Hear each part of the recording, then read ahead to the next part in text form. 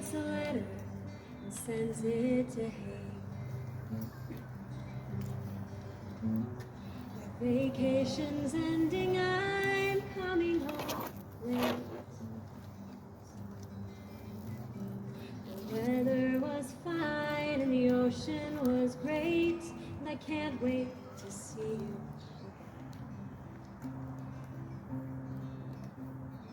Hay reads the letter and throws it away. No one here cares if you go or you stay. I barely even noticed that you were away. I'll see you or I won't, whatever. Love sings a song as she sails through the sky. The water looks bluer through her pretty eyes, and everyone knows it whenever she flies, and also when she comes down.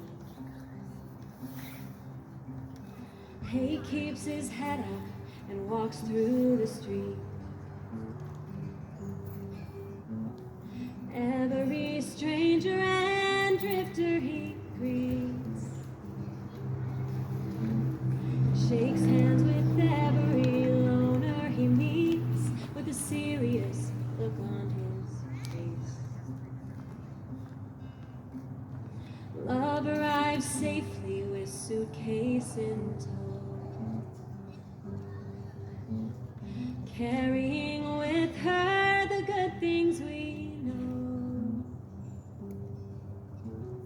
A reason to live and a reason to grow, to trust, to hope, to care. Hate sits alone on the hood of his car, without much regard to the moon or the stars, lazily killing the last of a jar of the strongest stuff you can drink.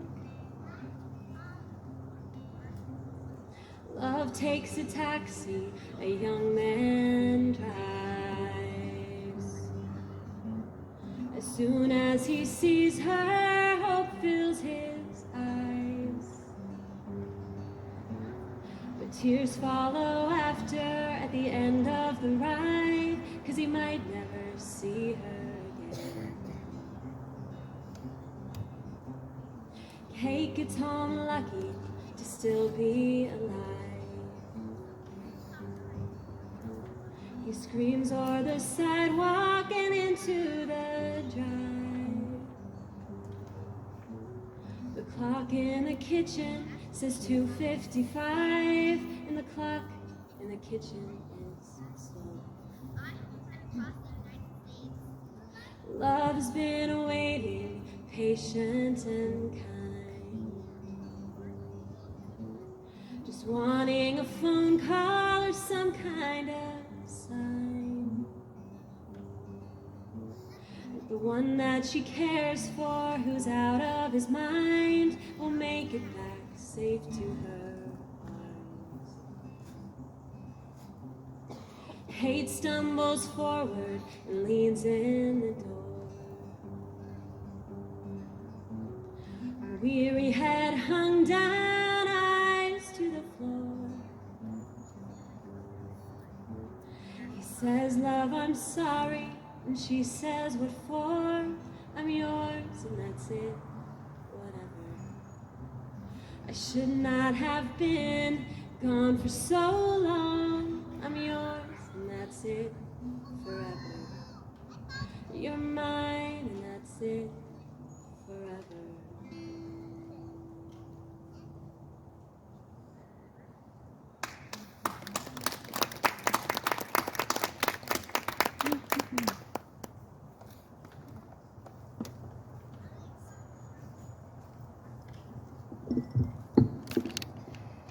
Beautiful. Thank you.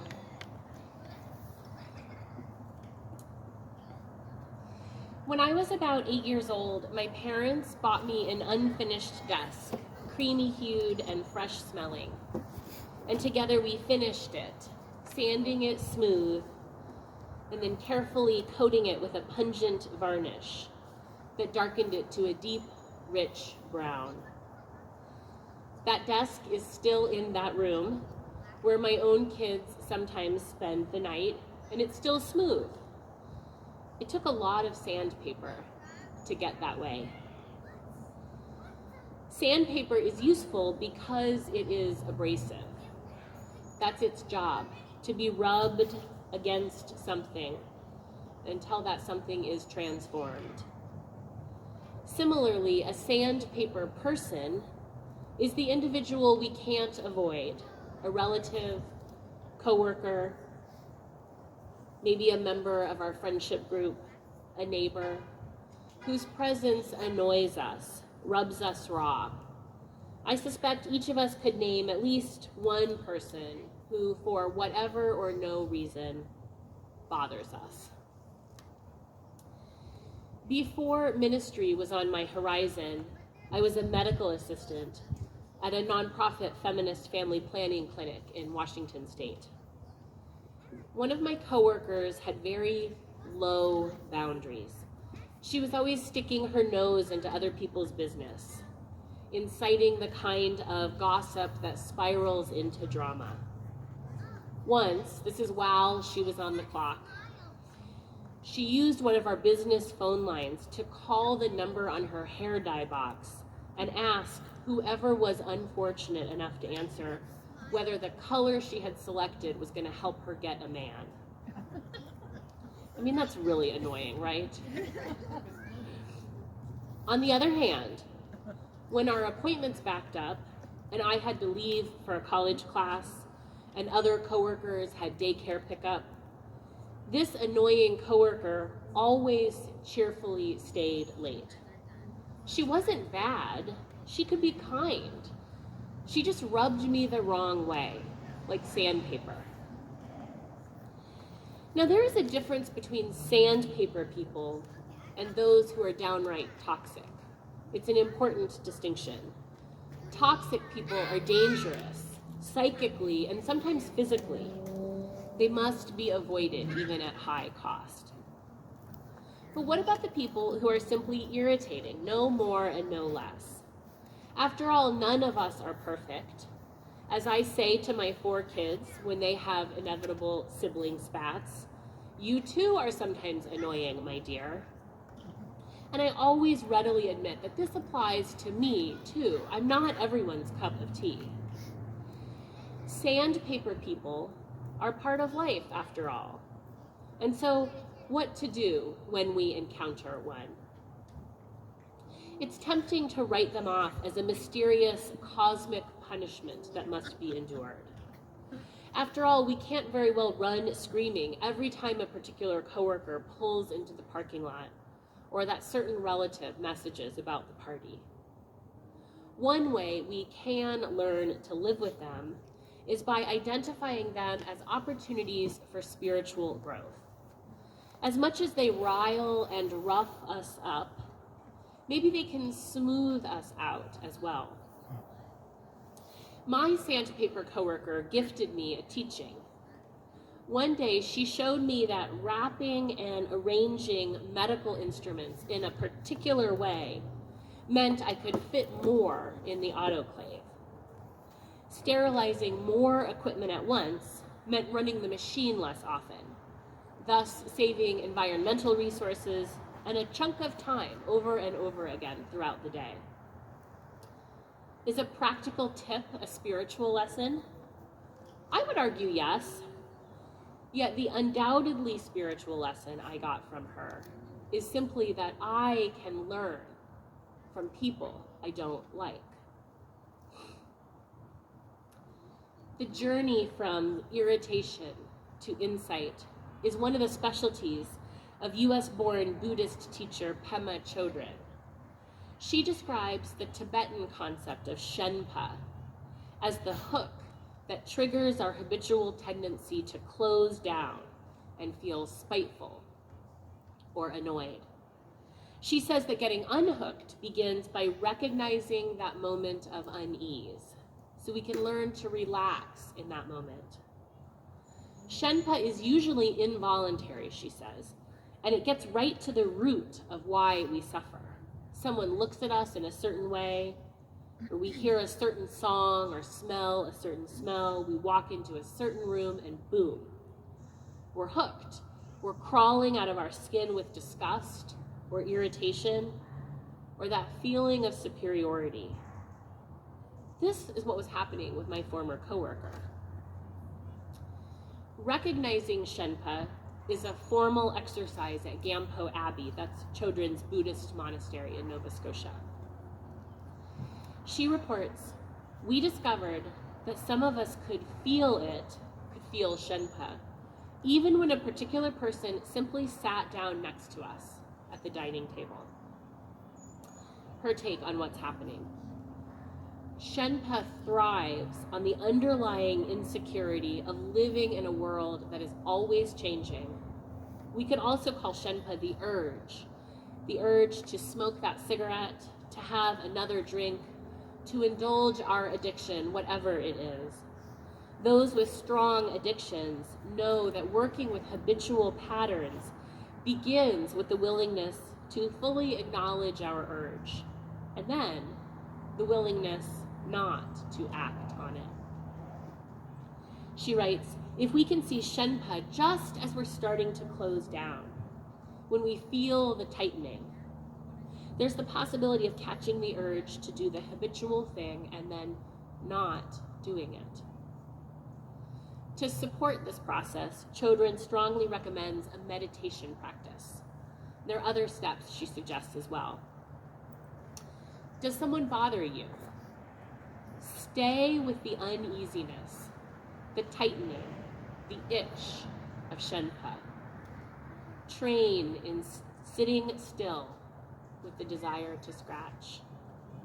This is how we learn to stop the chain reaction of habitual patterns that otherwise will rule our lives. If we're willing to practice this, over time, prajna begins to kick in. Prajna means clear seeing. It's our innate intelligence, our wisdom. Focus on prajna develops a big picture perspective, so we can see the whole chain reaction clearly. As we practice, this wisdom becomes stronger than Shenpa.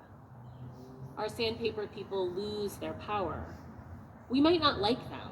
You don't have to like everyone.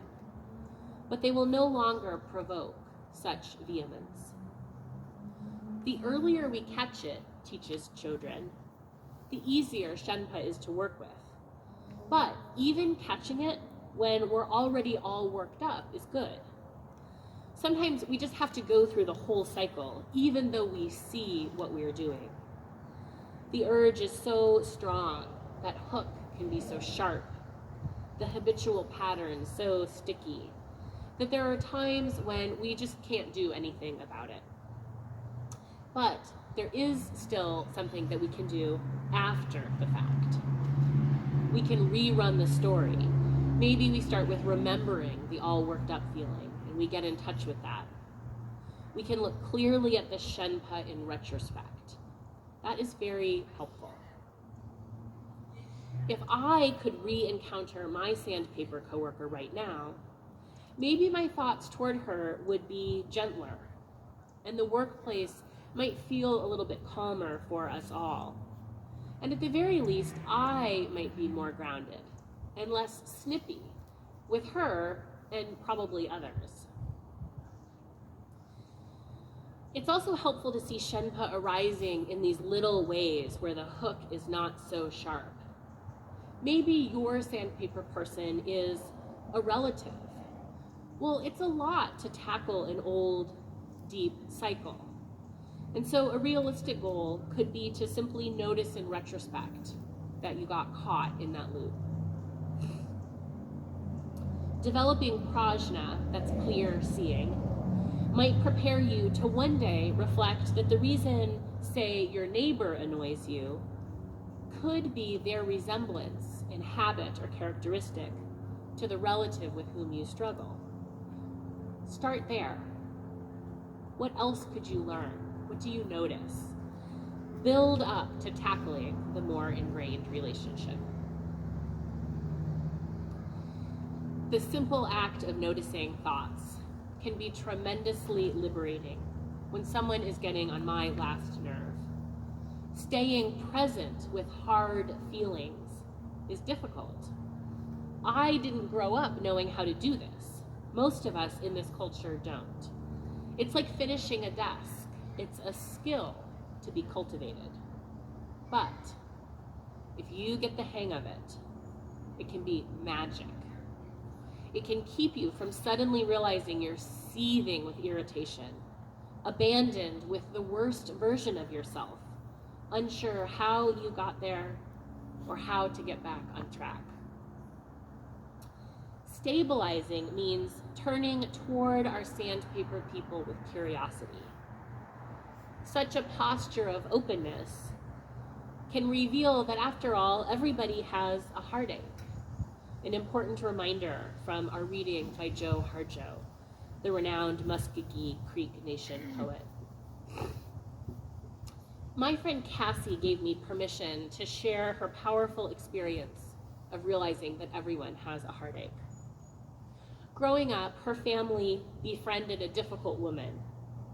At holidays, it seemed like she would come just to criticize and suck the energy out of the room. Years passed and Cassie grew up and settled down states away. When Cassie was 7 months pregnant, this family friend announced her intention to visit. It wasn't exactly welcome news, but Cassie felt she couldn't refuse. And so 5 days after Cassie gave birth, this friend arrived. When the friend didn't get what she wanted, she got mad. Cassie described her mood as a stinky mist. Isn't that an image? A stinky mist. She expected a lot of one-on-one attention and was affronted that Cassie was preoccupied with nursing and sleeping and the big transition of having a human come out of her body and into her life.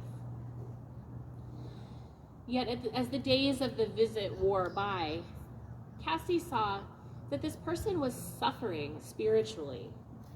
She was isolated. Life had not gone as she desired.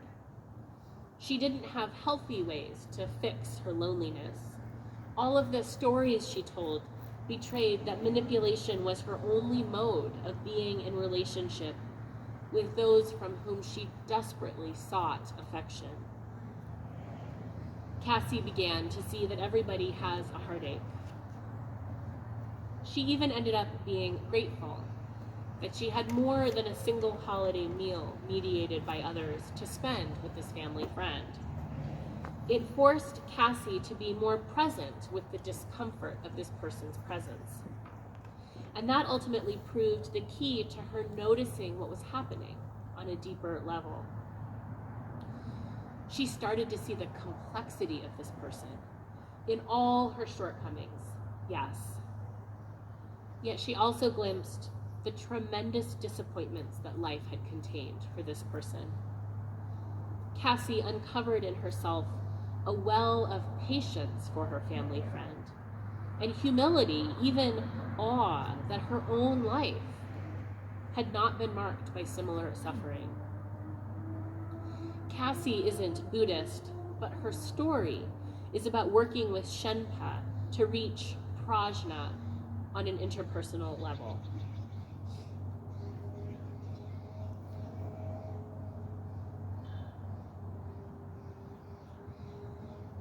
These same concepts are available as we contend not just with personal relationships, but with social structures as well.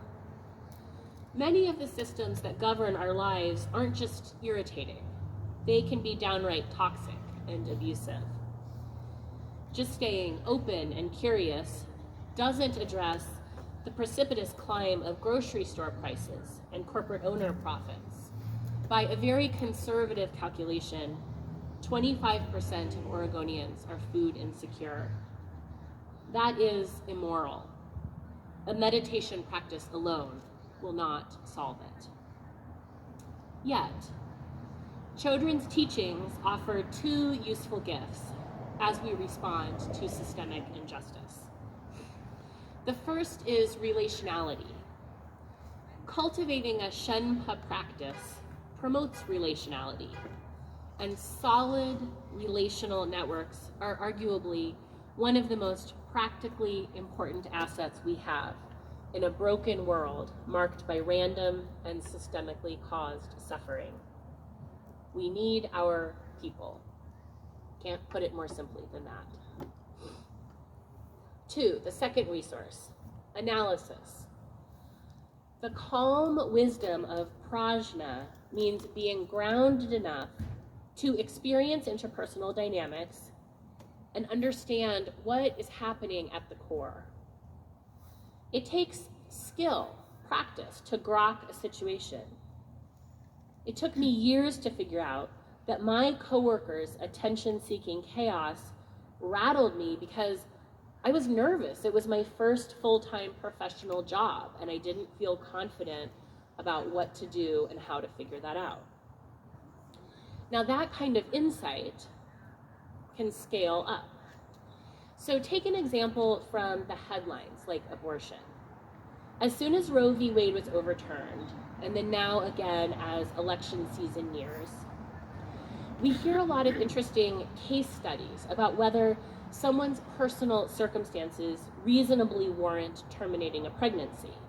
And these stories are important. We need to keep telling and listening to them. And if we apply our practices of calm, clarity, and curiosity, an even bigger picture emerges. Under the individual narratives is the core structural reality that some bodies, especially bodies that aren't considered male or white or able-bodied or cis or wealthy enough, it's a long list, that some bodies are being denied care and autonomy. And this wider perspective, then, might crystallize us towards collective strategy and action with the bigger goal of bodily autonomy and freedom for all. Even though more modest goals, like electing a candidate or blocking a ballot measure, those also matter. Never doubt that spiritual grounding is a politically liberatory act, even, probably especially, when there is friction. Sandpaper's abrasive quality is designed to generate friction. Locating that point, in our metaphor, that means finding the emotional resistance, is crucial because that abrasive rub is where the learning happens. It's where we encounter Shenpa, our hooks, and also, hopefully, eventually, the clear sight of prajna. The friction is how my desk got sanded all those years ago. It's where I learned from a difficult coworker. And it's how Cassie discovered that everyone has a heartache. The sandpaper people in our lives may rub us raw. But if we can greet the resistance as a teacher, then we can also hope to be rubbed smooth. May it be so.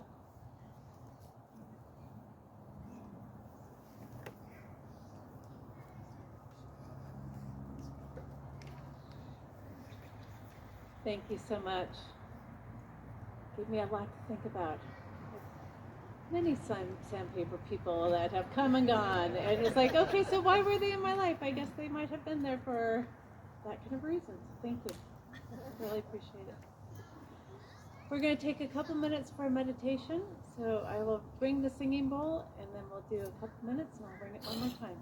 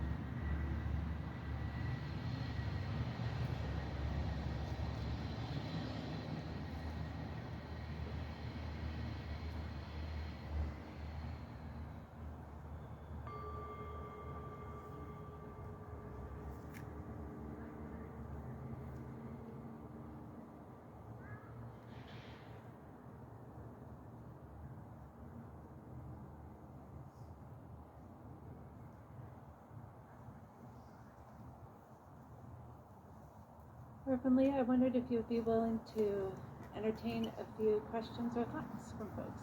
Great. Does anybody have any questions, reflections?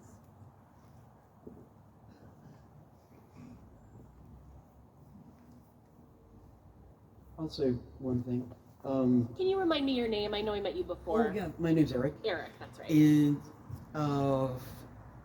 yeah, I kind of use this practice a lot, and it's been pretty useful in my work, because we run into a lot of folks that are going through a lot of things, and it's a lot of, most of the time it's not intentional, it's not their fault, they're going through so much, and what I try and do, if somebody rubs me the wrong way, I try and look at one or two or three things that I really, really like about them, admire about them, things that shine through about them, through all the whatever bad stuff might be happening, and try and focus on those two things when I approach them. So someone that really taps your energy at work, for example, a neighbor with tons of flags of an opposing political view, things like that. There's still like really rewarding things that you can focus on, and think about them in your relations with people. So that's what I do. That sounds like a practice of balance, Mm-hmm. not negating the hard things, right? You're not trying to pretend like they don't exist, but to just balance it with other qualities. I think that's a really mature approach. Mm-hmm. Finally.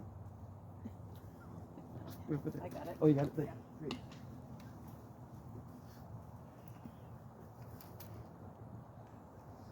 I don't know if this will come out. Will you tell me your name? Oh, it's Pam. Pam. I don't know if this will come to any kind of question, but I was thinking about, I sometimes have a hard time if someone that I'm close to has a sandpaper person, that can bleed to them being that to me as well, even if they may, and like vice versa, like if someone's irritating me and I'm like complaining about it, then it becomes, and that just doesn't feel good when you look back. You're like, oh, I was gonna, like, so I'm just doing a little bit of reflecting. Trying not to be myself too bad, but maybe make different choices.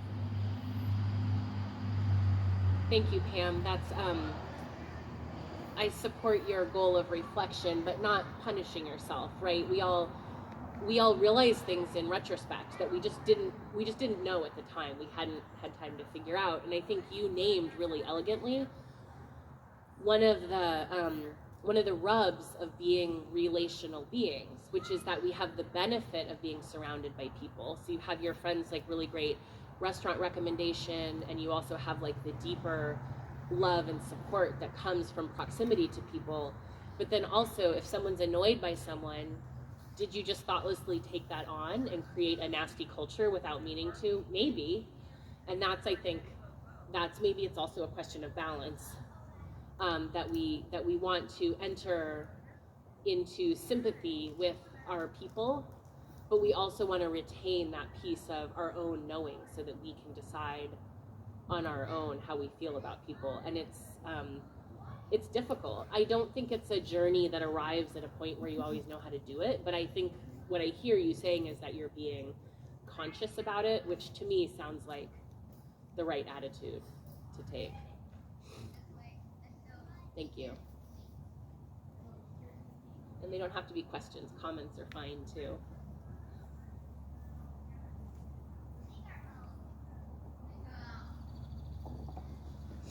I truly loved what you spoke about today. Oh, and tell me your name too. Oh, I'm Billy. Billy, hi. Hi. So can you talk a little bit more about that space between the Shepna and the Prajna?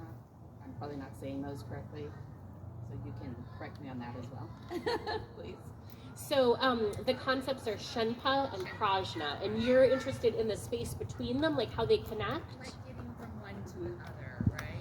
So my, I'm not a lifelong scholar or practitioner of Buddhism, but my understanding, what's helpful to me, is the idea that Shenpa is the urge, the annoyance, the hook.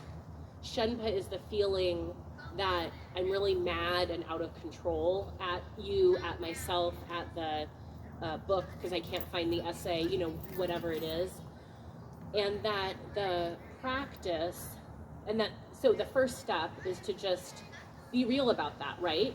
To not explain it away, not blame it on someone else, not tell yourself you're too mature to be experiencing it. Ministers do that a lot. Like, they read an article and they're like, I am above all human folly, right? So for me, it's about being real. Like, yeah, I do that. I can be annoyed by people unnecessarily, right? So that when we recognize that that's happening, that Shenpa is happening, then that gives us the choice. Excuse me. Then we're confronted with the choice about if we want to practice handling it a different way. And that usually is a lifelong journey of meditating, of believing ourselves, of being patient, of trying to cultivate openness instead of judgment. And that process of practicing a different way of encountering the Shenpa creates prajna, which is wisdom that allows us not to never experience Shenpa, but to be in relationship with it in a way that it's not calling the shots. That so maybe, it still exists, but you're in relationship with it, it's not controlling you. Is that clear? Yes.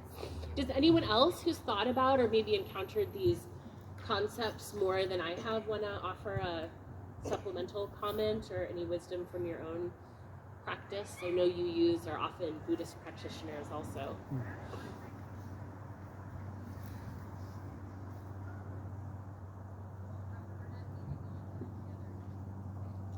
Thank you. Thank you.